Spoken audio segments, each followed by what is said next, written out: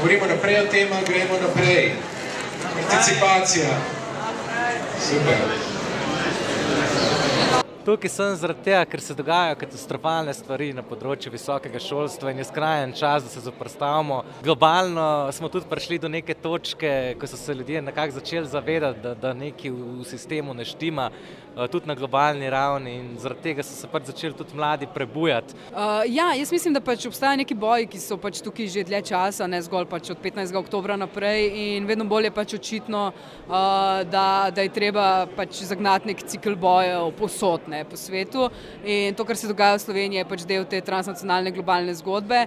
Situacija, v kateri smo trenutno, je katastrofalna in vedno hujš postaja, in treba se boriti za to, da nam bo vsem boljše. Dragi študenti in študentke, predavanje imam v 15, kjer piše zasedeno ni predavanj. Noben me ni vprašal potem, ali se s tem strinjam ali ne. Dobro, danes bo odpadlo predavanje za filozofe v 15.